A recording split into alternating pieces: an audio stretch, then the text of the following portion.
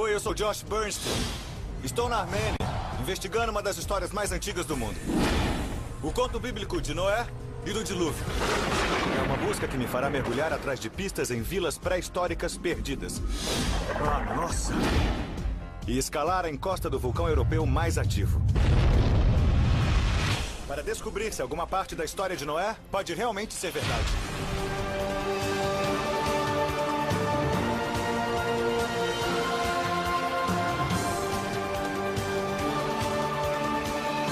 As expedições de Josh Bernstein. Estou buscando a verdade por trás da história de Noé e do dilúvio. Minha busca começa no nordeste da Terra Santa, na República da Armênia. É aqui que encontramos a única pista dada pela Bíblia sobre onde a história de Noé se passou. O Monte Ararat, onde a Arca de Noé repousou após o dilúvio. As pessoas da Armênia têm um apego especial por essa história. Eles acreditam que eles, mais do que os outros, são os descendentes diretos de Noé. A história é centrada em um ato de fúria divina. Deus manda um terrível dilúvio para punir a humanidade por seus pecados. A Bíblia diz que apenas Noé e sua família devem ser poupados da terrível destruição. E Deus disse a Noé: faça uma arca de madeira resinosa. E de todas as criaturas vivas deve colocar 2 de cada espécie na arca. A chuva caiu por 40 dias e 40 noites, cobrindo todas as montanhas. E pereceu toda a carne que se movia sobre a terra, restando apenas Noé e aqueles com ele na arca. Antes de atracar no solo do Monte Ararat, Noé enviou um pombo para procurar terra seca. Quando ele retornou com um galho de oliveira, Noé sabia que a inundação finalmente havia recuado. Mas será que tudo isso é verdade? Há 4 pontos-chave nessa história: a arca, o dilúvio, o homem chamado Noé e os animais. O meu plano é investigar os 4. Vou começar pela arca. De acordo com a Bíblia, o dilúvio destruiu todas as civilizações existentes, o que quer dizer que a arca é o único elo entre nós e o mundo pré-diluviano. No que diz respeito a relíquias sagradas, procurar a Arca de Noé é equivalente a procurar a Arca da Aliança e o Santo Graal. Parece que não passa um ano sem que alguém diga ter encontrado o local onde a arca atracou. O problema é a falta de evidências. Parece que não é o caso do local para onde estou indo agora. Dizem que na catedral da cidade de Eshmiadzin há uma prova concreta da existência da Arca de Noé. A catedral foi construída no ano 301 d.C., o que a torna uma das igrejas cristãs mais antigas do mundo.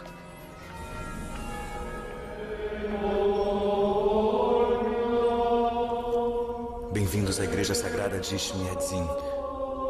O que estamos ouvindo são padres e monges cantando. Eu sei que vocês conseguem ouvir, mas o que não conseguem é sentir como o som ressoa dentro da igreja. É muito bonito, é muito intenso, é muito poderoso. É sagrado. O padre Kittredge Devejian, um padre americano e armênio que vive aqui agora, é o guardião da arca. Ele concordou em me mostrar a relíquia sagrada. Ela é mantida na parte de trás da catedral, junto com várias outras peças sagradas. Essa é a sala de relíquias na Sagrada Eshmiadzin, é onde nós guardamos e expomos as relíquias que são as posses mais valiosas da igreja armênia. O padre Kittredge me mostra um pedaço de madeira supostamente da arca. É um pedaço tão reverenciado que foi coberto de ouro e prata. Padre, como é que uma igreja na Armênia tem um pedaço da Arca de Noé? De acordo com os historiadores armênios e gregos dos séculos IV e V, um bispo da igreja chamado James liderou um grupo de peregrinos pela montanha à procura da arca. Conforme eles foram subindo a montanha, eles foram se cansando e ele acabou dormindo. E em um sonho, um anjo de Deus apareceu para ele e diz: James, você não conseguirá chegar ao topo da montanha para ver a arca, mas, como recompensa por seu esforço, vai receber uma parte da arca quando acordar. E quando ele acordou do sonho, havia um pedaço da arca sobre a sua cabeça. Era esse pedaço? E era esse o pedaço, e foi trazido para cá e guardado aqui na Sagrada Eshmiadzin. Alguém mais encontrou outro pedaço? Muitos armênios e não armênios fizeram peregrinações para o Monte Ararat na esperança de encontrar a arca. Muitos disseram que viram a arca, mas ninguém voltou com uma parte da arca. Então nós podemos dizer: nossa, que história bacana. Que caixa fantástica, muito bem preservada, mas como podemos ter certeza de que isso é da Arca de Noé? Minha resposta seria que nós aceitamos com base na fé. Aceitamos muita coisa com base na fé. Do ponto de vista de um clérigo, isso faz sentido. E eu respeito isso, mas um cientista faria o teste do carbono 14. Alguém já pediu para fazer o teste de carbono com essa madeira? Não que eu saiba, Josh. Padre, e se eu começar uma negociação com a igreja para ver se eu consigo encontrar um laboratório aprovado por ambas as partes e testar um pedaço dessa madeira e ver se a data do carbono é mesmo da época de Noé? Pode ser? Josh, permita-me. Você será bem-vindo para fazer o pedido, mas para os armênios e para a nação armênia, há séculos que recebemos e aceitamos isso como uma parte da arca, baseados apenas na fé. E essa fé tem sido suficiente para nós. Acho que por hora vamos pôr isso de volta no armário. Eu vou enviar uma carta para a igreja. Vamos ver o que acontece, mas por enquanto eu vou continuar buscando outras evidências físicas na minha jornada. Fique à vontade. Tá ótimo. Mas obrigado, isso foi uma prazer. honra e um privilégio. Posso tocar? Pode. Eu toquei na arca. Ou não. Talvez fé seja tudo que a igreja armênia precise, mas eu pretendo encontrar provas concretas. Embora a Bíblia diga que a arca atracou no Monte Ararat, ela nunca foi encontrada. E se eu subisse lá, poderia passar meses procurando. Quanto à relíquia, meu pedido para fazer o teste do carbono continua emperrado. Então decidi deixar a Armênia e a arca para encontrar provas do grande dilúvio. De acordo com a Bíblia, ele cobriu a terra inteira. Mas será que deixou marcas? A fonte do mar profundo se rompeu e as janelas do céu se abriram. E choveu sobre a terra por 40 dias e 40 noites.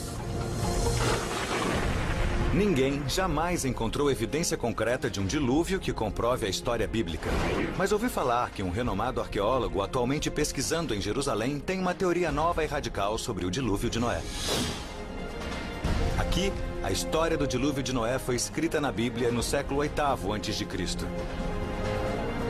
E é aqui, na cidade velha da capital sagrada, que me encontrarei com o arqueólogo Dr. Sean Kingsley. Sean! Oi, Josh. Oi. Tudo bem? Sean é doutorado em arqueologia pela Universidade de Oxford, na Inglaterra. Como outros acadêmicos na busca, ele não restringiu sua pesquisa ao Monte Ararat. Sábios e loucos procuram provas do dilúvio e de Noé desde o Monte Ararat até o rio Eufrates, de Bahrein ao Mar Negro. E para dizer a verdade, nem sequer uma pista de provas concretas tinha surgido até agora. Sean diz ter provas convincentes de que um dilúvio de proporções bíblicas ocorreu na bacia do Mediterrâneo em um período muito anterior ao da Bíblia. A Idade da Pedra, quando surgiu o homem racional. O conto da Arca de Noé e do dilúvio é a história mais velha do mundo. Foi escrita bem aqui nessas ruas de Jerusalém por volta do século VIII a.C., que nasceu há mais de 2000 anos. Faz muito tempo, mas a ideia básica do dilúvio surge primeiramente em 2700 a.C., em uma história chamada Epopeia de Gilgamesh. A Epopeia de Gilgamesh é uma das primeiras histórias que foram transcritas. Foi escrita em tábuas de argila na antiga língua acadiana. Nela, há a história de um homem chamado Utnapishtim. Como Noé, Utnapishtim sobrevive ao dilúvio cataclísmico em uma enorme arca repleta de animais. E, exatamente como Noé, quando a inundação recua, Utnapishtim envia um pombo em busca de terra. Isso coincide claramente com a teoria de que... A teoria é que Utnapishtim e o Noé da Bíblia são baseados no mesmo homem. Sean sabe que histórias antigas como essa eram passadas oralmente através de inúmeras gerações antes de serem escritas. Ele acredita que a história do dilúvio surgiu durante a Idade da Pedra, conhecida como período neolítico. A humanidade havia acabado de sair das cavernas e passado a construir moradias primitivas. E agora ele descobriu um acontecimento que pode ter sido a causa do chamado dilúvio. Não 40 dias e 40 noites de chuva, mas uma catástrofe geológica que atingiu a costa do Mediterrâneo. Como nós, o povo da Era Neolítica lutava contra os seus demônios no fim da Idade do Gelo com um terrível aquecimento global e o nível do mar se elevando. Mas, além disso, eu acho que houve um motivo muito especial.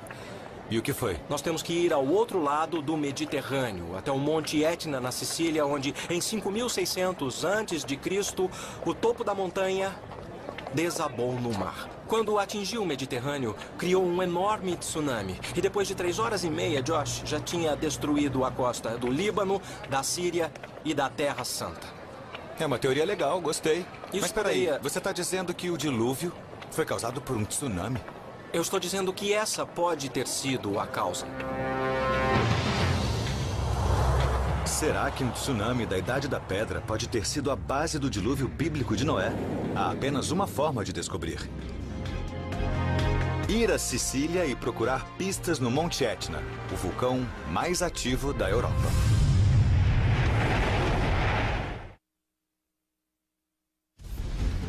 Todos conhecem a história de Noé e do dilúvio. Mas agora surge uma teoria radical segundo a qual o dilúvio foi provocado por um tsunami ocorrido na Idade da Pedra. Estou buscando provas de uma catástrofe no local de origem, o vulcão italiano do Monte Etna. É um dos vulcões mais ativos do mundo, cuspindo milhões de toneladas de lava por ano em um estado praticamente constante de erupção. Estou agora na Sicília, no litoral leste, bem ali à direita, está o Mediterrâneo. E logo ali, bem à minha frente, está o maior vulcão europeu em atividade, Monte Etna. Vim ver se a teoria de Sean Kingsley, de que um tsunami se originou aqui há 8.000 anos, pode ser comprovada através de provas encontradas agora. Pedi ajuda da vulcanologista doutora Sônia Calvari. Oi, Josh? sou. Entra aí. Oi. O Etna já está soltando fumaça. É. Estamos subindo a encosta desse vulcão, procurando evidências de um enorme desmoronamento na Idade da Pedra que poderia ter causado o tsunami do dilúvio de Noé. Então aqui é o fim da estrada boa. Hora de chacoalhar um pouquinho. Desculpa a minha ignorância sobre vulcões, mas como sabemos que isso não vai explodir bem agora e matar a gente? Porque eu estou com o meu celular Sei. e meu colega vai ligar caso alguma coisa aconteça. Pra dizer tchau, prazer em conhecê-la? Apenas um mês atrás, uma erupção expeliu cinzas quentes por milhares de metros no ar, cobrindo a montanha e as cidades ao redor. A cinza da explosão ainda cobre a encosta. Isso em que estamos pisando é uma mistura de detritos e cinzas? É, cinzas vulcânicas. Então estamos andando em um vulcão. Sim, em um vulcão que às vezes entra em atividade e explode. Bom, contanto que não haja nenhuma erupção hoje. É, espero que não. No momento, o vulcão está calmo. Por isso, Sônia concorda em me levar até a parte do Etna que acredita ser de interesse para minha busca. Ela explica que cada nova erupção forma uma nova camada de lava por cima da anterior. O vulcão fica cada vez mais alto, até que em certo ponto, torna-se muito pesado e desaba, causando um enorme desmoronamento.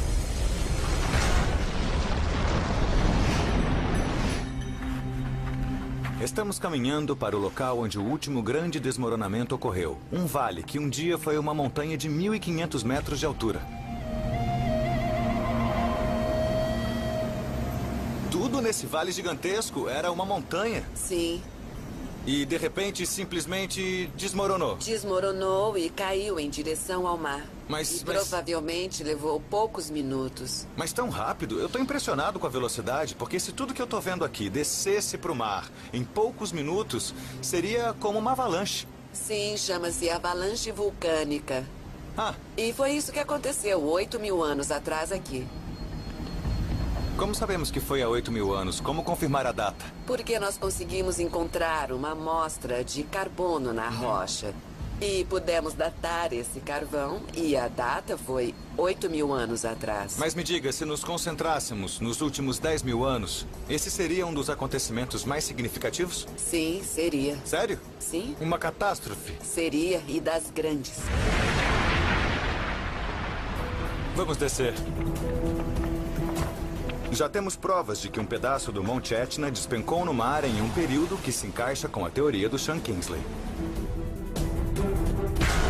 Mas o que aconteceu depois? Será que criou um tsunami grande o suficiente para arrebatar a humanidade, como diz a Bíblia? E pereceu toda a carne que se movia pela terra: pássaros, gado e bichos. E toda criatura que rondava pela terra. Para ver o efeito de um pedaço de rocha do tamanho de Manhattan colidindo com o mar, Sônia me envia até o Centro de Controle Vulcânico para encontrar a especialista em geologia, doutora Maria Tereza Pareschi. Essa é a sala onde monitoramos o vulcão do Monte Etna. Esta sala é uma estação de alerta que detecta erupções em potencial. Então, se alguma coisa acontece no Etna, são os primeiros a saber. É. Bom, contanto que as coisas aqui continuem tranquilas. Tudo bem a gente conversar sobre o tsunami? Sim. Tá legal? Se esse negócio aqui começar a ficar maluco, me avisa e a gente muda de assunto. Usando um modelo no computador, Maria Tereza recriou o impacto que a avalanche vulcânica do Monte Etna teve no Mediterrâneo. Como você pode ver, aqui fica a Sicília. Estou curioso para ver se o resultado é um dilúvio de proporções bíblicas.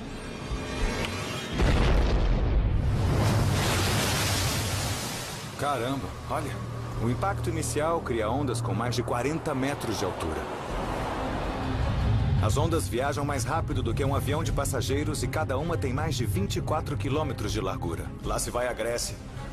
Quando essas ondas colidem com o litoral, elas não param. Simplesmente continuam, alagando tudo pela frente. Olha só isso. Essas ilhazinhas estão sendo alagadas.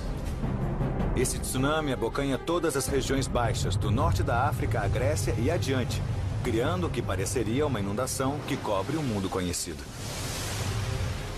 E agora está indo para Israel. Israel está aqui. Maria Tereza acha que esse tsunami matou um grande número de homens e mulheres da Idade da Pedra na região do Mediterrâneo. Para quem está buscando a origem da história de Noé, da Arca e do Dilúvio, é uma boa hipótese. Ela acha que eu posso encontrar evidências da destruição causada por esse tsunami em povoações litorâneas da Idade da Pedra. E ela sabe até onde eu posso começar a procurar. Há uma vila sob o mar. Uma pequena vila chamada Atlit Yam. Atlit Yam, Yam? é. É uma vila neolítica? Atlit Yam é singular. É a povoação neolítica de 8.000 anos mais completa já descoberta. Devido ao fato de o nível do mar ter subido desde o final da Era do Gelo, está debaixo d'água hoje. Mas na época do tsunami, Atlit Yam ficava em terra seca e bem na linha de fogo. Então, se eu quisesse encontrar algum tipo de prova desse impacto, de que um tsunami chegou até o Mediterrâneo e atingiu Atlit Yam, possivelmente conseguiria mergulhando no local. Sim, com certeza. Estou voltando para Israel, para uma vila da Idade da Pedra que hoje está submersa, em busca de sinais de devastação deixados por um mega tsunami.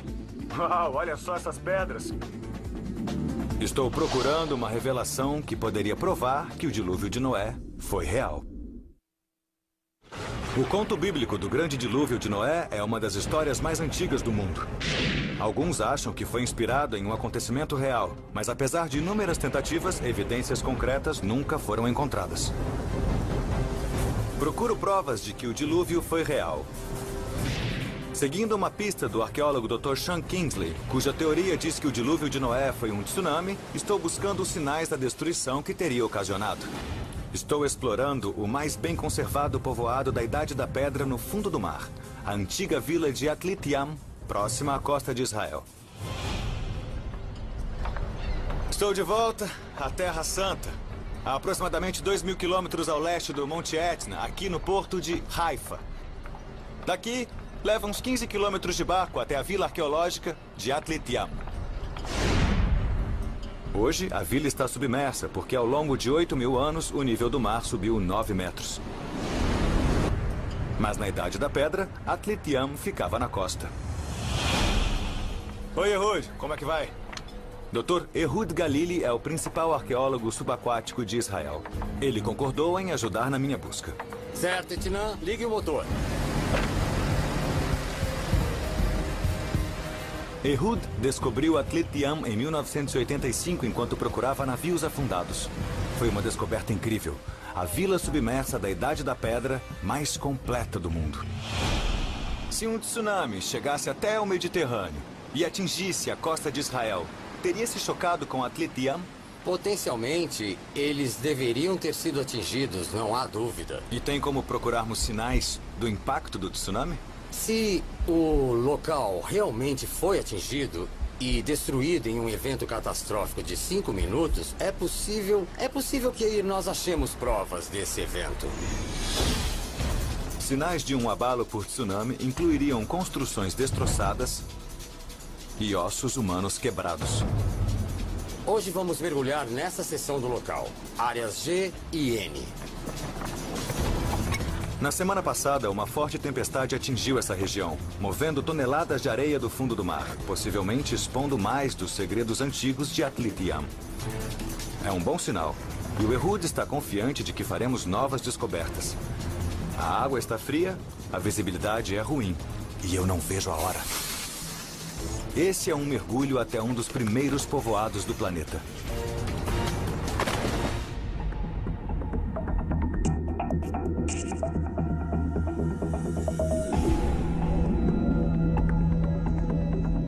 Aqui embaixo, a visibilidade é bem limitada.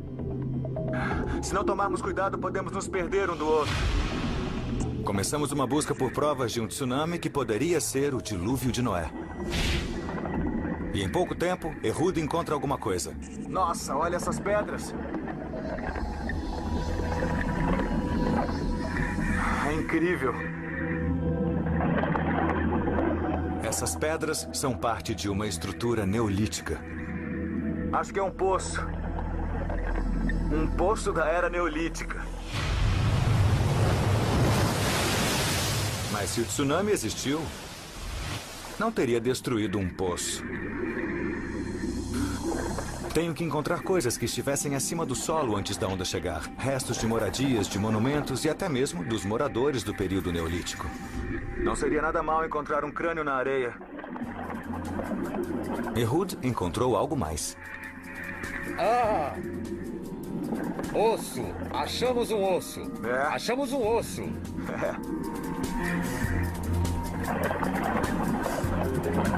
O solo argiloso de Atlit Yam protegeu esse osso por 8 milênios e o Ehud acha que pertence a algum tipo de animal grande da Idade da Pedra. Pronto. Mas não é o osso humano que eu esperava encontrar. Talvez possamos achar um osso humano em algum lugar por aqui. Vamos continuar a busca. A corrente está ficando mais forte, dificultando a nossa missão. Este é provavelmente o maior desafio da arqueologia subaquática. Entre sedimentos e algas, eu avistei uma estrutura. Olha só isso. Ehud já viu isso antes. É um templo da Idade da Pedra. E pode ser que guarde a chave para desvendarmos se houve ou não um tsunami. Minha missão para encontrar provas do dilúvio de Noé me levou a um dos povoados mais antigos do mundo, uma vila neolítica submersa na costa de Israel. Estou em busca de evidências de que um tsunami cataclísmico tenha destruído a vila 8.000 anos atrás. Com a ajuda do Dr. Ehud Galili, já encontrei o osso de um animal neolítico que pretendo examinar mais tarde. Mas agora avistei algo ainda melhor. Um templo da Idade da Pedra que pode me fornecer a prova que estou procurando. Ehud estava me explicando que isso era um centro de rituais. Isso é um marco. Pensem em Stonehenge. Só que isso é muito mais antigo do que Stonehenge. Essas pedras estão em formato semicircular. 1, 2, 3, 4 ali.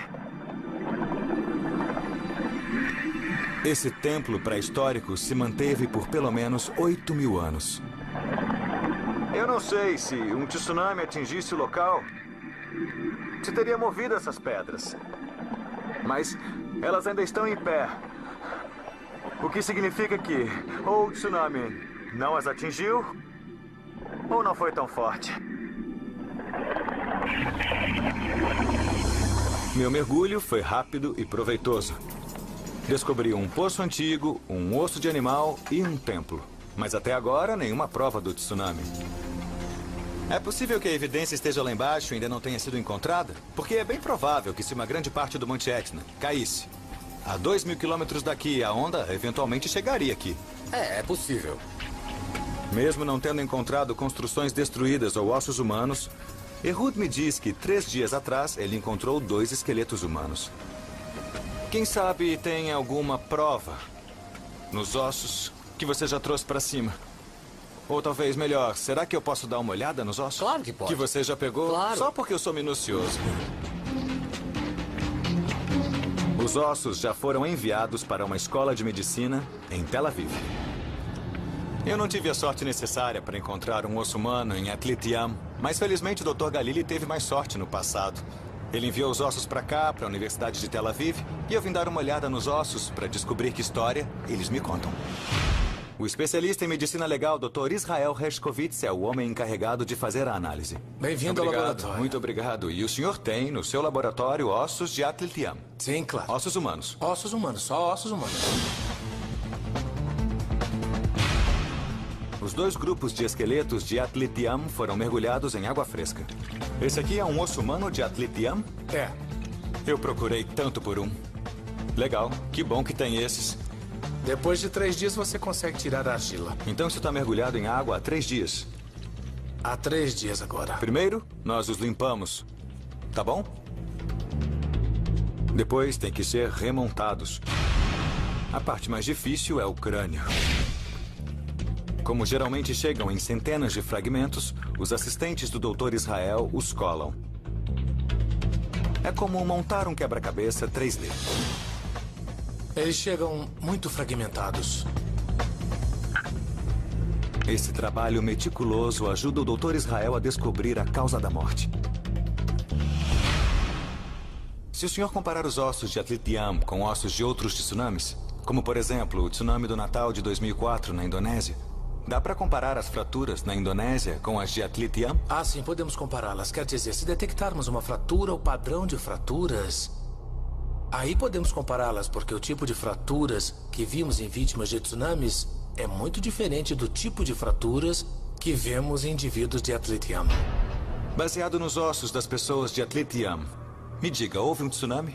Bem, não temos provas de um desastre colossal como um tsunami em Atlit Yam. A maior parte das mortes foi natural. É, morte por causas naturais, sim, eu diria que sim.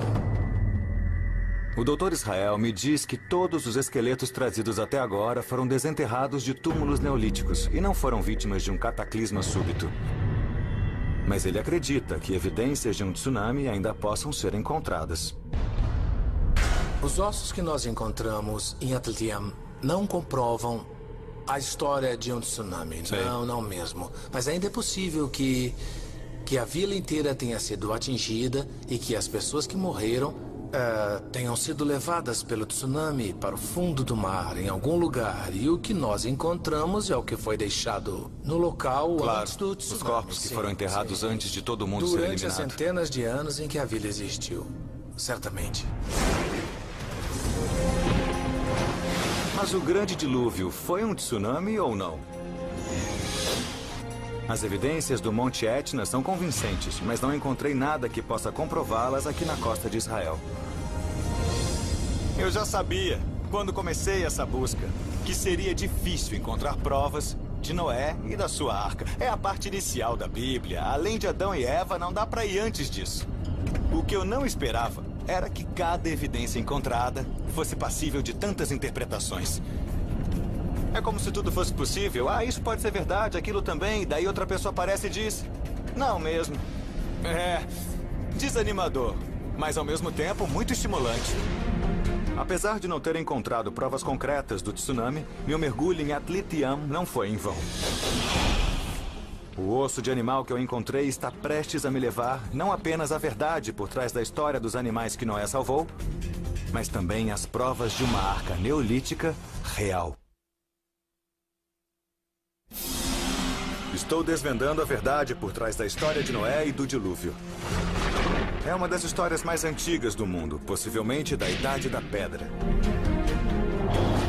Até agora, escalei o vulcão europeu mais ativo e descobri evidências de um tsunami, caramba, que poderia ter causado a inundação. Mergulhei em busca de Atlit Yam, uma vila submersa da Era Neolítica, e encontrei o osso de um animal da Idade da Pedra. Agora vou usar esse osso para descobrir que animais poderiam estar na arca. Animais selvagens e domésticos, pássaros e tudo que se arrastava sobre a terra. De cada espécie que tem um sopro de vida, um casal entrou na Arca de Noé. Estou levando o osso de animal para a Universidade Hebraica em Jerusalém, onde a arqueóloga doutora Liora Horwitz concordou em identificar o osso. Liora? Sim. Josh. Olá, prazer. Muito prazer, um presentinho da Era Neolítica. Está meio escuro. Pois é. Uau, um pedaço e tanto, é. Liora reconhece o osso imediatamente. Assim, eu olharia aqui. Está vendo? Temos esse essa pequeno pequena depressão. amassado e ele bate com esse, exatamente. O osso compõe a parte inferior da perna de um tipo de bovino gigante chamado auroch, que hoje está extinto. Esses animais de mais de 2 metros de altura foram os antepassados das vacas de hoje. Os habitantes de Atlit Yam tinham começado a domesticá-los. Houve um momento em que as pessoas pararam de caçar. Estavam bem diante dele, o Neolítico. Foi quando começaram as criações domésticas de gado, ovelhas e porcos. Então, tentando compreender os animais que estavam na Arca de Noé através de Atlit Yam, Sim. nós temos bodes, gado, javalis. Se a arca tinha esses animais, seria uma fazenda flutuante, não um zoológico. É. Bom, isso deve ser decepcionante para as crianças que imaginam um monte de animais de 2 em 2, mas pelo jeito, segundo a arqueologia aqui em Israel, os ossos não comprovam tamanha diversidade. Não no período Neolítico. Essa evidência não confirma a versão dos acontecimentos na Bíblia, de que todas as espécies estavam na arca. Mas a descoberta de animais de fazenda em Atlit Yam se encaixa com a epopeia de Gilgamesh, o texto no qual, segundo alguns acreditam, a história de Noé foi baseada. Na epopeia de Gilgamesh está escrito: todas as criaturas e animais do campo tiveram que subir na arca. O termo animais do campo é uma referência direta a gado, como o nosso auroch. É o tipo de animal que Noé pode ter salvado. Mas será que a doutora Liora acredita que homens da Idade da Pedra, com sua tecnologia primitiva, poderiam ter construído uma arca? A grande pergunta aqui é sobre a possibilidade de transportar os animais. Há realmente algum indício de que no período neolítico, animais foram postos em navios? Bem, nós temos um exemplo muito bom que é mais velho do que o material de Atlit Yam, que vem do Chipre.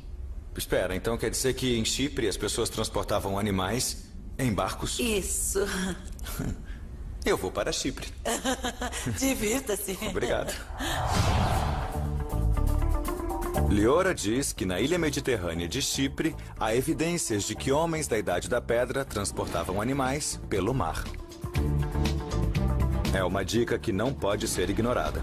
Nessa estação de férias em Paphos, o Dr. Paul Croft, da Universidade de Edimburgo, encontrou os restos de um povoado da Idade da Pedra de 12 mil anos. Olá, tudo bem? E você? Que lugar diferente para o nosso encontro. Realmente é um lugar incomum e eu gostaria muito de lhe mostrar como é incomum em termos arqueológicos. Tá bom. Esse local foi descoberto por acaso, enquanto faziam a fundação de um resort. Continuaram construindo mesmo assim? É, exatamente. Eu localizei... Na fundação há um poço da Idade da Pedra com os buracos originais feitos para os pés. Foi onde o Paul fez uma grande descoberta. Conforme sua equipe escavava mais e mais fundo no poço, começaram a encontrar ossos de animais. Paul vai me levar para baixo para me mostrar alguns dos ossos que descobriu. Ele acha que são restos de comida da Era Neolítica. As pessoas comiam perto da boca do poço e, com o tempo, conforme o poço enchia, parte desse detrito do lixo deixado durante as refeições foi levado com a lama. E é só uma pequena amostra dos ossos que achou? Sim, nós temos milhares e milhares de ossos, alguns maiores e mais interessantes que estão na nossa base de campo.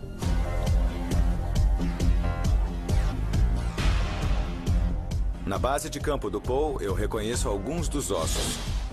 Bodes, gado, e javalis, exatamente como aqueles em Atlitiam.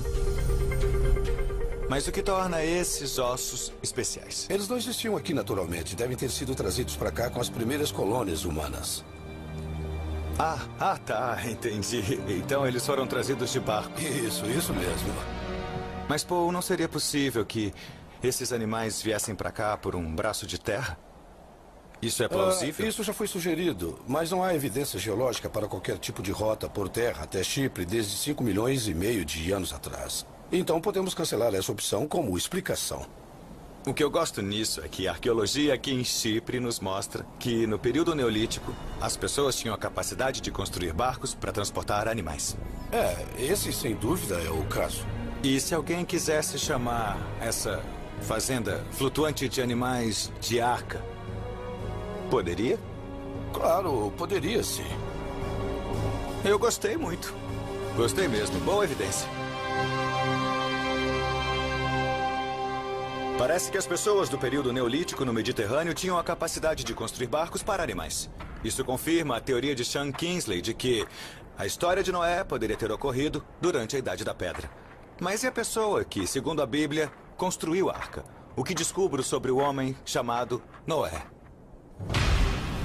Noé era um homem justo, perfeito na sua geração. Noé andava com Deus. A Bíblia não menciona onde ele vivia ou quando. Mas de volta a Israel, no Monte Carmelo, com vista para o povoado da Era Neolítica de Atlitiam, o arqueólogo Dr. Sean Kingsley acredita que tem as respostas. Eu acredito que houve um verdadeiro Noé, não sabemos o nome dele. Eu acho que vivia numa vila perto do Carmelo e esse é o motivo pelo qual queria trazê-lo até aqui. Sean diz ter evidências reveladoras a respeito do homem que sobreviveu ao grande dilúvio.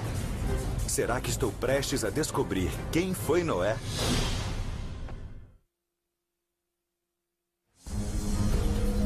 Estou em busca da verdade por trás da história do dilúvio de Noé. O arqueólogo Dr. Sean Kingsley me trouxe até o litoral de Israel, bem próximo da vila submersa de Atlitiam. Ele diz conhecer a identidade do herói dessa história bíblica. Eu queria trazê-lo até o topo dessa montanha para lhe dar uma ideia de quem era o verdadeiro Noé e o que ele fazia nessa paisagem sagrada. O Dr. Sean acha que Noé é da Idade da Pedra e que poderia ter vivido na região de Atlitiam. É uma afirmação ousada, especialmente porque não encontrei qualquer evidência concreta do tsunami que Sean diz ter causado o dilúvio. Bom, então eu fui a Sicília, eu vi o Monte Etna, vi onde teria se originado o tsunami. Depois vim até aqui com a expectativa de encontrar sinais de devastação, destroços retorcidos, uma vila e muitos ossos quebrados, enfim, devastação. E não achei nada. Eu acho que é um local muito difícil de se mergulhar, Josh. É enorme, tem 18.500 quilômetros quadrados e só uns 2% fica exposto naturalmente. Eu acho que ainda precisamos pesquisar mais. Pelo jeito, parece que é possível dizer que a evidência está lá, mas ainda não foi encontrada. Não é? Acho que ainda tem muito mais esqueletos escondidos naquele armário. Se o Sean estiver certo e Noé viveu aqui há 8.000 anos, quem era ele? A imagem que se tem na cabeça de um homem nobre, justo, sem falhas na sua geração, com barba longa e branca e um manto. Sei. Pode esquecer, isso é uma ilusão hollywoodiana. O Noé de verdade foi o que eu chamaria de profeta, mas que a sociedade contemporânea chama de xamã.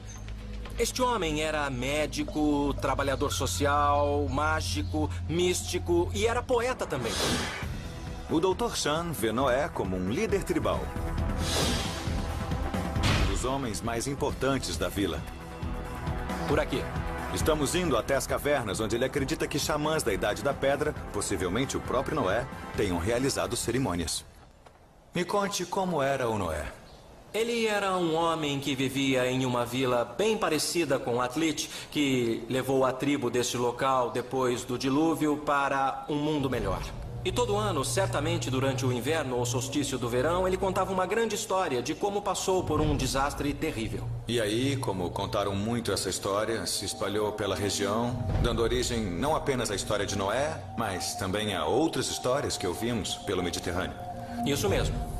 Mas por que acha que Noé era um homem tão especial, um místico, um xamã e tudo mais? Por que não poderia ter sido uma pessoa comum que sobreviveu ao dilúvio? Porque seria necessário alguém com essa autoridade, esse status na sociedade tribal. Alguém que, Entendi. quando contasse a história, ela fosse aceita por todos. Sean acredita que o verdadeiro Noé era um xamã da Idade da Pedra. Ele sobreviveu ao grande dilúvio para contar sua história, que foi passada através dos séculos. É uma teoria interessante, mas até agora não vi nenhuma prova física. Como é que dá para saber alguma coisa sobre xamãs pré-históricos da Era Neolítica? Não existe nenhum livro de xamãs, não há registros, não há sequer inscrições nas paredes daqui. Curiosamente, na caverna, logo depois do vale aqui, tem uma área de rituais, onde há esqueletos com as cabeças cortadas.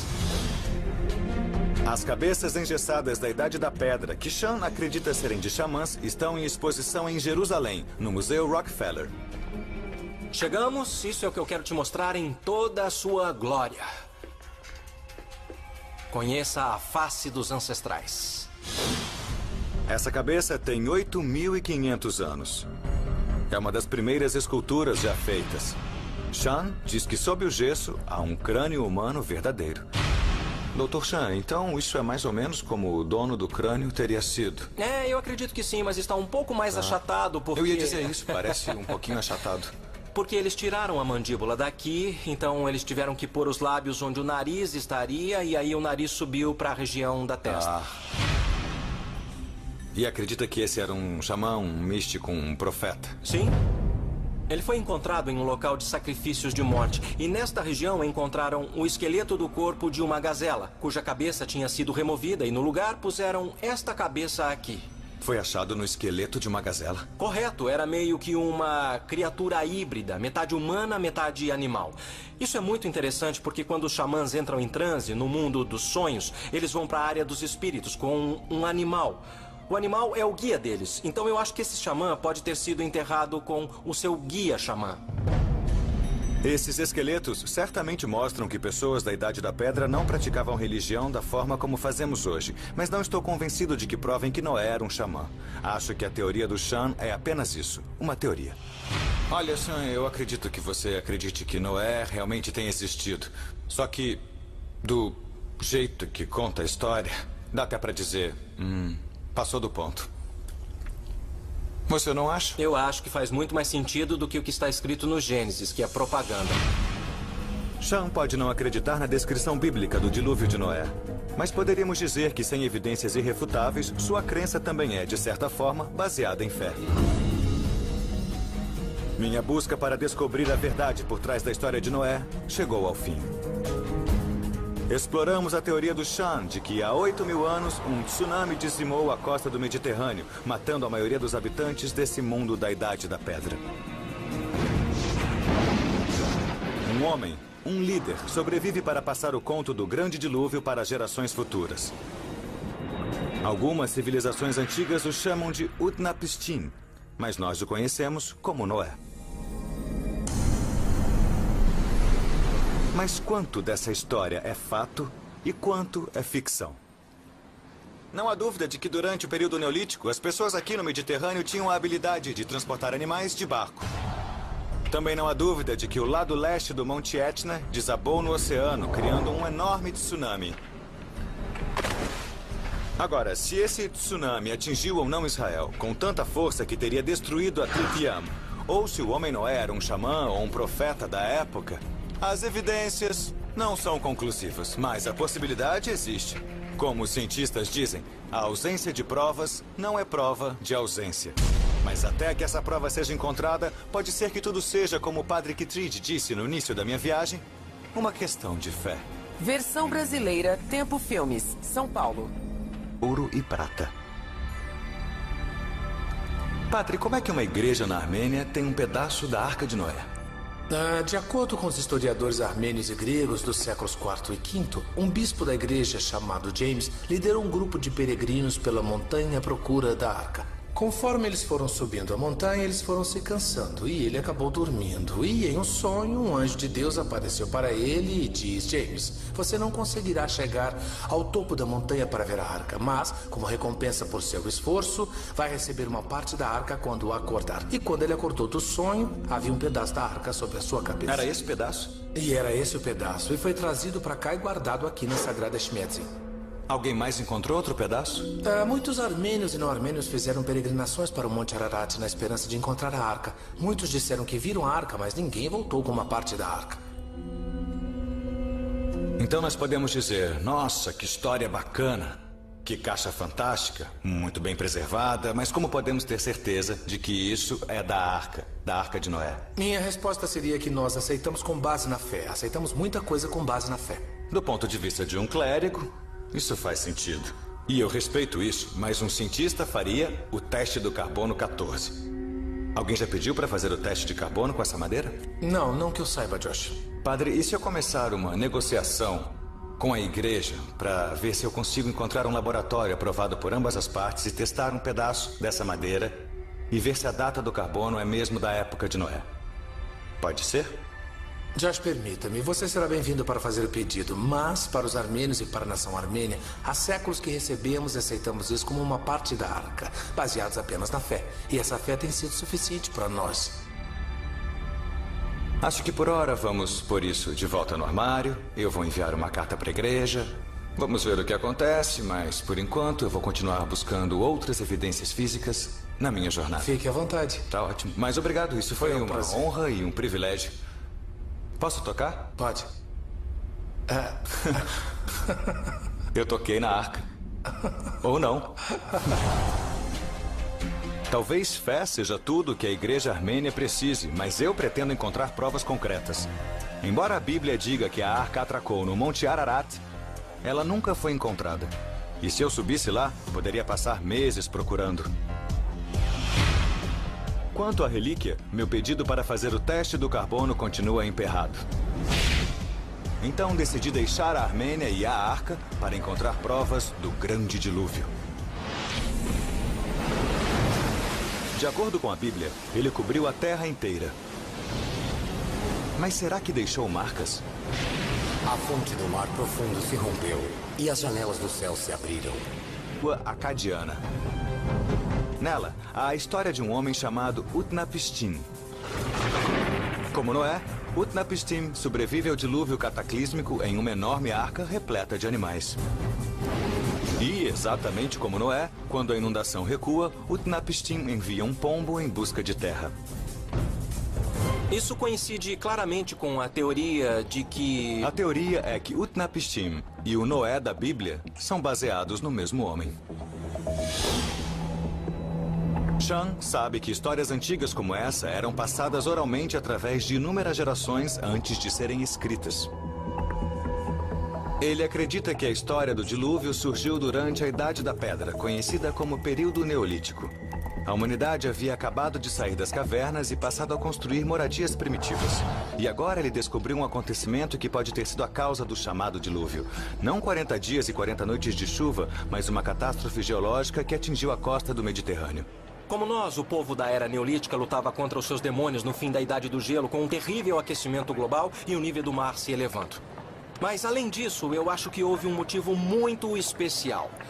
E o que foi? Nós temos que ir ao outro lado do Mediterrâneo, até o Monte Etna, na Sicília, onde, em 5600 a.C., o topo da montanha desabou no mar. Quando atingiu o Mediterrâneo, criou um enorme tsunami. E depois de 3 horas e meia, Josh já tinha destruído a costa do Líbano, da Síria e da Terra Santa.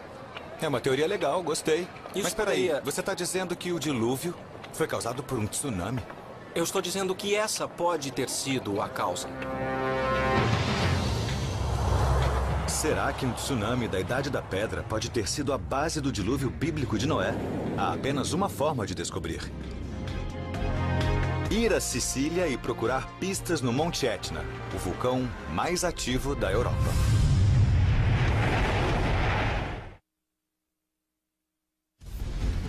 Todos conhecem a história de Noé e do dilúvio. Mas agora surge uma teoria radical segundo a qual o dilúvio foi provocado por um tsunami ocorrido na Idade da Pedra. Estou buscando provas de uma catástrofe no local de origem, o vulcão italiano do Monte Etna. É um dos vulcões mais ativos do mundo, cuspindo milhões de toneladas de lava por ano em um estado praticamente constante de erupção. Estou agora na Sicília, no litoral leste, bem ali à direita, está o Mediterrâneo. E logo ali, bem à minha frente, está o maior vulcão europeu em atividade, Monte Etna. Vim ver se a teoria de Sean Kingsley, de que um tsunami se originou aqui há 8.000 anos, pode ser comprovada através de provas encontradas agora. Pedi ajuda da... Apenas um mês atrás, uma erupção expeliu cinzas quentes por milhares de metros no ar, cobrindo a montanha e as cidades ao redor. A cinza da explosão ainda cobre a encosta. Isso em que estamos pisando é uma mistura de detritos e cinzas? É, cinzas vulcânicas. Então estamos andando em um vulcão? Sim, em um vulcão que às vezes entra em atividade e explode. Bom, contanto que não haja nenhuma erupção hoje. É, espero que não. No momento, o vulcão está calmo. Por isso, Sônia concorda em me levar até a parte do Etna que acredita ser de interesse para minha busca. Ela explica que cada nova erupção forma uma nova camada de lava por cima da anterior. O vulcão fica cada vez mais alto, até que em certo ponto torna-se muito pesado e desaba, causando um enorme desmoronamento.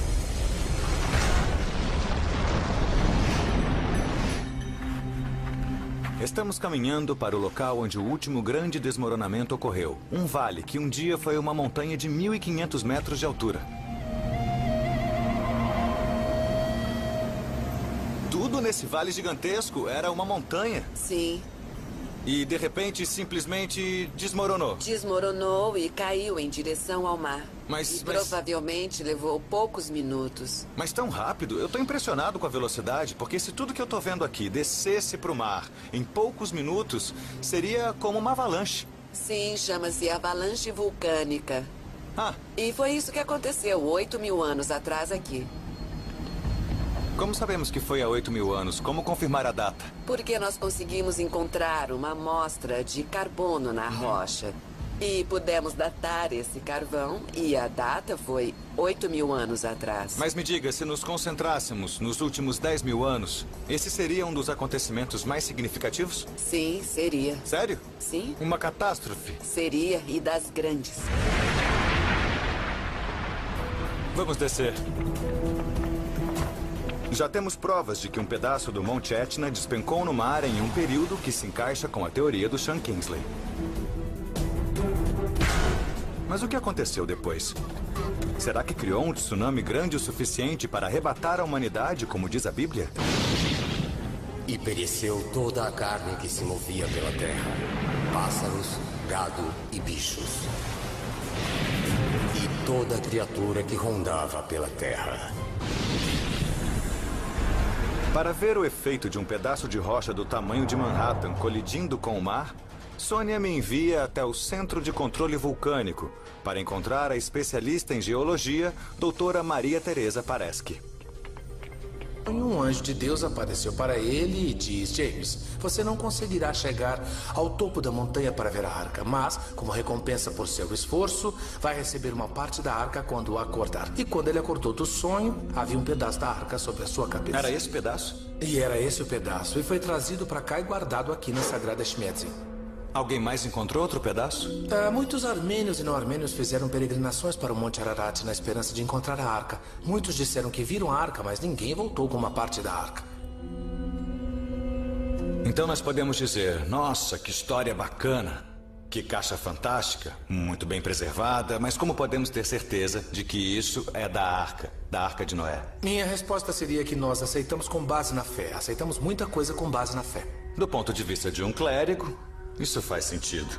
E eu respeito isso, mas um cientista faria o teste do carbono 14.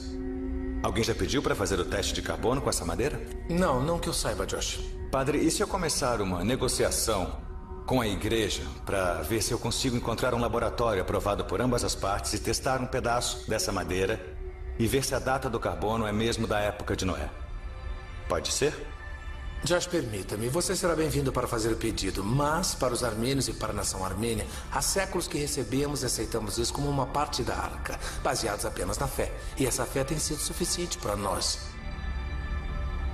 Acho que por hora vamos pôr isso de volta no armário. Eu vou enviar uma carta para a igreja. Vamos ver o que acontece, mas por enquanto eu vou continuar buscando outras evidências físicas na minha jornada. Fique à vontade. Tá ótimo. Mas obrigado, isso foi uma prazer. honra e um privilégio. Posso tocar? Pode. Eu toquei na arca. Ou não. Talvez fé seja tudo que a igreja armênia precise, mas eu pretendo encontrar provas concretas. Embora a Bíblia diga que a arca atracou no Monte Ararat, ela nunca foi encontrada. E se eu subisse lá, poderia passar meses procurando. Quanto à relíquia, meu pedido para fazer o teste do carbono continua emperrado. Então decidi deixar a Armênia e a arca para encontrar provas do grande dilúvio. De acordo com a Bíblia, ele cobriu a terra inteira. Mas será que deixou marcas? A fonte do mar profundo se rompeu e as janelas do céu se abriram. E choveu sobre a terra por 40 dias e 40 noites. Ninguém jamais encontrou evidência concreta de um dilúvio que comprove a história bíblica. Mas ouvi falar que um renomado arqueólogo atualmente pesquisando em Jerusalém tem uma teoria nova e radical sobre o dilúvio de Noé. Aqui, a história do dilúvio de Noé foi escrita na Bíblia no século. Dr. Galili teve mais sorte no passado.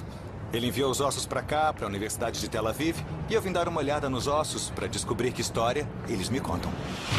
O especialista em medicina legal, Dr. Israel Hershkovitz, é o homem encarregado de fazer a análise. Bem-vindo ao laboratório. Muito obrigado. E o senhor tem no seu laboratório ossos de Atletiam? Sim, claro. Ossos humanos. Ossos humanos, só ossos humanos. Os dois grupos de esqueletos de Atletiam foram mergulhados em água fresca. Esse aqui é um osso humano de Atletiam? É. Eu procurei tanto por um. Legal, que bom que tem esses. Depois de 3 dias você consegue tirar a argila. Então isso está mergulhado em água há 3 dias. Há 3 dias agora. Primeiro, nós os limpamos. Tá bom? Depois tem que ser remontados. A parte mais difícil é o crânio. Como geralmente chegam em centenas de fragmentos, os assistentes do Dr. Israel os colam. É como montar um quebra-cabeça 3D. Eles chegam muito fragmentados. Esse trabalho meticuloso ajuda o Dr. Israel a descobrir a causa da morte. Se o senhor comparar os ossos de Atletiam com ossos de outros tsunamis, como por exemplo o tsunami do Natal de 2004 na Indonésia, dá para comparar as fraturas na Indonésia com as de Atletiam? Ah, sim, podemos compará-las. Quer dizer, se detectarmos uma fratura ou padrão de fraturas, aí podemos compará-las, porque o tipo de fraturas que vimos em vítimas de tsunamis é muito diferente do tipo de fraturas que vemos em indivíduos de Atletiam. Baseado nos ossos das pessoas de Atletiam, me diga, houve um tsunami?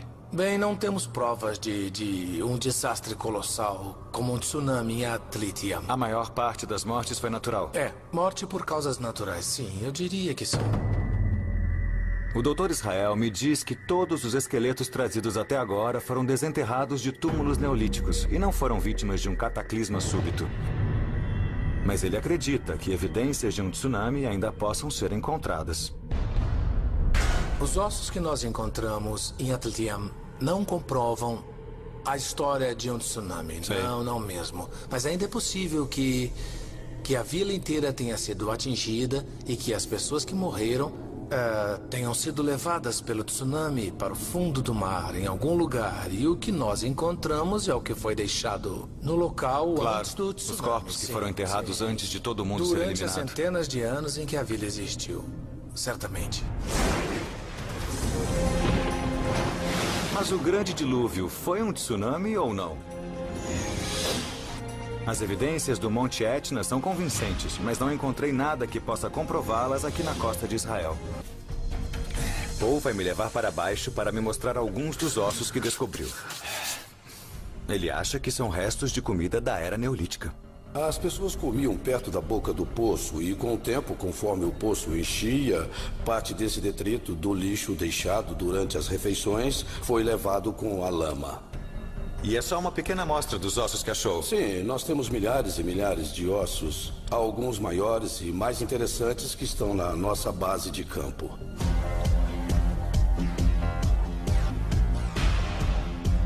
Na base de campo do Paul, eu reconheço alguns dos ossos.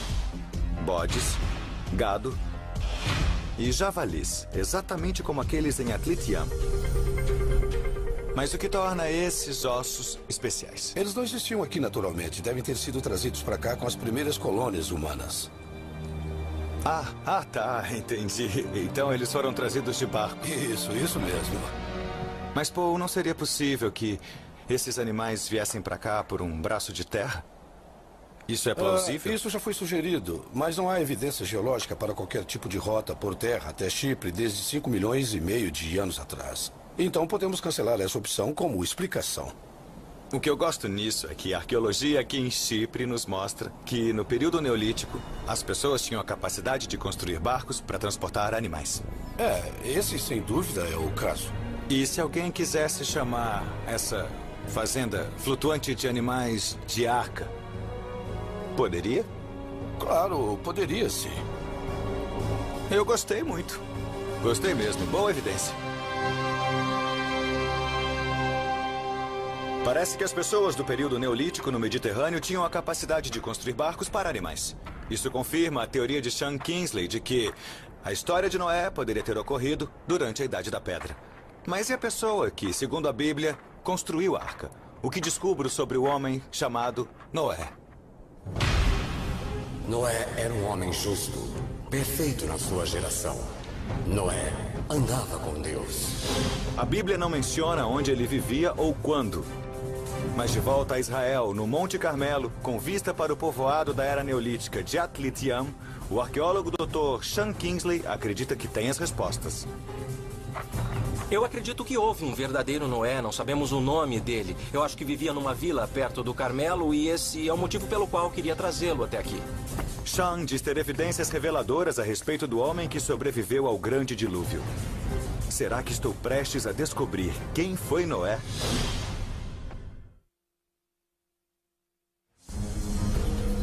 Estou em busca da verdade por trás da história do dilúvio de Noé. O arqueólogo Dr. Sean Kingsley me trouxe até o litoral. O que eu não esperava era que cada evidência encontrada fosse passível de tantas interpretações. É como se tudo fosse possível. Isso pode ser verdade, aquilo também. Daí outra pessoa aparece e diz... Não mesmo. Desanimador, mas ao mesmo tempo muito estimulante. Apesar de não ter encontrado provas concretas do tsunami, meu mergulho em Atlit-Yam não foi em vão.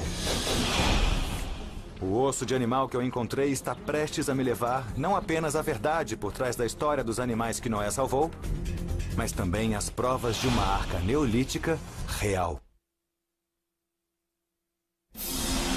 Estou desvendando a verdade por trás da história de Noé e do dilúvio. É uma das histórias mais antigas do mundo, possivelmente da Idade da Pedra. Até agora, escalei o vulcão europeu mais ativo e descobri evidências de um tsunami, caramba, que poderia ter causado a inundação. Mergulhei em busca de Atlit-Yam, uma vila submersa da Era Neolítica, e encontrei o osso de um animal da Idade da Pedra. Agora vou usar esse osso para descobrir que animais poderiam estar na arca. Animais selvagens e domésticos, pássaros e tudo que se arrastava sobre a terra. De cada espécie que tem um sopro de vida, um casal entrou na arca de Noé. Estou levando o osso de animal para a Universidade Hebraica em Jerusalém, onde a arqueóloga doutora Liora Horwitz concordou em identificar o osso. Liora? Sim. Josh. Olá. Prazer. Muito prazer. Um presentinho da Era Neolítica. Está meio escuro. Pois é. Uau. Um pedaço e tanto, Liora reconhece o osso imediatamente. Assim, eu olharia aqui. Está vendo? Temos esse essa pequeno pequena depressão. amassado e ele bate com esse, exatamente.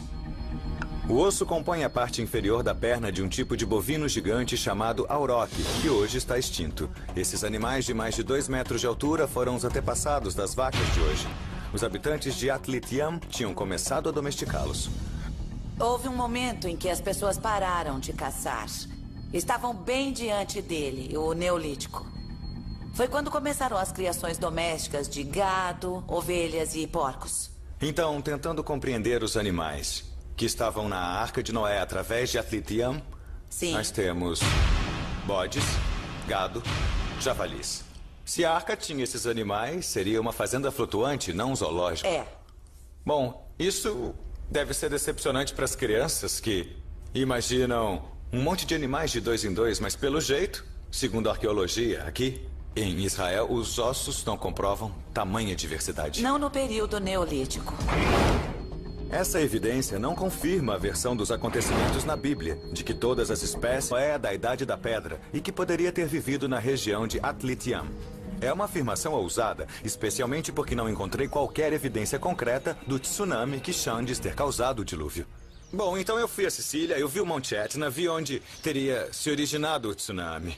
Depois vim até aqui com a expectativa de encontrar sinais de devastação, destroços retorcidos, uma vila e muitos ossos quebrados, enfim, devastação. E não achei nada. Eu acho que é um local muito difícil de se mergulhar, Josh. É enorme, tem 18.500 quilômetros quadrados e só uns 2% fica exposto naturalmente. Eu acho que ainda precisamos pesquisar mais. Pelo jeito, parece que é possível dizer que a evidência está lá, mas ainda não foi encontrada. Não é? Acho que ainda tem muito mais esqueletos escondidos naquele armário. Se o Sean estiver certo e Noé viveu aqui há 8.000 anos, quem era ele? A imagem que se tem na cabeça de um homem nobre, justo, sem falhas na sua geração, com barba longa e branca e um manto. Sei. Pode esquecer, isso é uma ilusão hollywoodiana. O Noé de verdade foi o que eu chamaria de profeta, mas que a sociedade contemporânea chama de xamã. Este homem era médico, trabalhador social, mágico, místico e era poeta também. O Dr. Sean vê Noé como um líder tribal. Um dos homens mais importantes da vila. Por aqui. Estamos indo até as cavernas, onde ele acredita que xamãs da Idade da Pedra, possivelmente o próprio Noé, tenham realizado cerimônias. Me conte como era o Noé. Ele era um homem que vivia em uma vila bem parecida com Atlit, que levou a tribo deste local depois do dilúvio para um mundo melhor. E todo ano, certamente durante o inverno ou solstício do verão, ele contava uma grande história de como passou por um desastre terrível. E aí, como contaram muito essa história, se espalhou pela região, dando origem não apenas à história de Noé, mas também a outras histórias que ouvimos pelo Mediterrâneo. Isso mesmo. Mas por que acha que Noé era um homem tão especial, um místico, um xamã e tudo mais? Por que não poderia ter sido uma pessoa comum que sobreviveu ao dilúvio? Porque seria necessário alguém com essa autoridade, esse status na sociedade tribal. Alguém que, Entendi. quando contasse a história, ela fosse aceita por todos. Sean acredita que o verdadeiro Noé era um xamã da Idade da Pedra. Ele sobreviveu ao grande dilúvio para contar sua história, que foi passada através dos séculos. É uma teoria interessante, mas até agora não vi nenhuma prova física. Como é que dá para saber alguma coisa sobre xamãs pré-históricos da Era Neolítica? Não existe nenhum livro de xamãs, não há registros, não há sequer inscrições nas paredes daqui. Curiosamente, na caverna, logo depois do vale aqui, tem uma área de rituais, onde há esqueletos com as cabeças cortadas. As cabeças engessadas da Idade da Pedra, que Sean acredita serem de xamãs. Na base de campo do Paul, eu reconheço alguns dos ossos. Bodes, gado e javalis, exatamente como aqueles em Atlit-Yam. Mas o que torna esses ossos especiais? Eles não existiam aqui naturalmente. Devem ter sido trazidos para cá com as primeiras colônias humanas. Tá, entendi. Então eles foram trazidos de barco. Isso mesmo. Mas, Paul, não seria possível que esses animais viessem para cá por um braço de terra? Isso é plausível? Isso já foi sugerido, mas não há evidência geológica para qualquer tipo de rota por terra até Chipre desde 5,5 milhões de anos atrás. Então podemos cancelar essa opção como explicação. O que eu gosto nisso é que a arqueologia aqui em Chipre nos mostra que, no período neolítico, as pessoas tinham a capacidade de construir barcos para transportar animais. Esse sem dúvida é o caso. E se alguém quisesse chamar essa fazenda flutuante de animais de arca, poderia? Claro, poderia sim. Eu gostei muito. Gostei mesmo. Boa evidência. Parece que as pessoas do período neolítico no Mediterrâneo tinham a capacidade de construir barcos para animais. Isso confirma a teoria de Sean Kingsley de que a história de Noé poderia ter ocorrido durante a Idade da Pedra. Mas e a pessoa que, segundo a Bíblia, construiu a arca?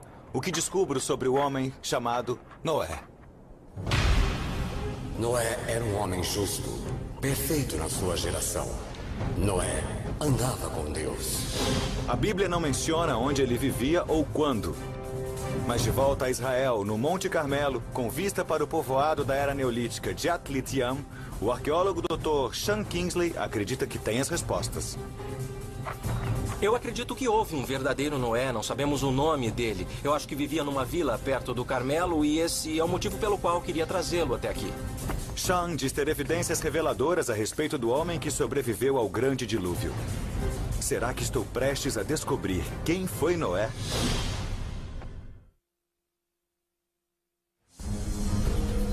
Estou em busca da verdade por trás da história do dilúvio de Noé.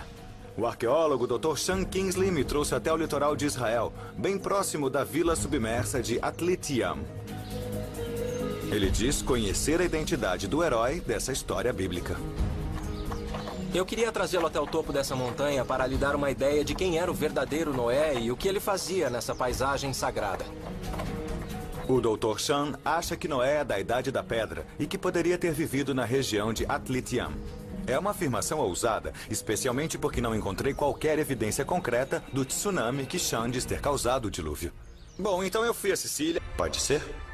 Josh, permita-me. Você será bem-vindo para fazer o pedido, mas para os armênios e para a nação armênia, há séculos que recebemos e aceitamos isso como uma parte da arca, baseados apenas na fé. E essa fé tem sido suficiente para nós. Acho que por hora vamos pôr isso de volta no armário. Eu vou enviar uma carta para a igreja. Vamos ver o que acontece, mas por enquanto eu vou continuar buscando outras evidências físicas na minha jornada. Fique à vontade. Tá ótimo. Mas obrigado, isso foi uma prazer. honra e um privilégio. Posso tocar? Pode. Eu toquei na arca. Ou não. Talvez fé seja tudo que a igreja armênia precise, mas eu pretendo encontrar provas concretas.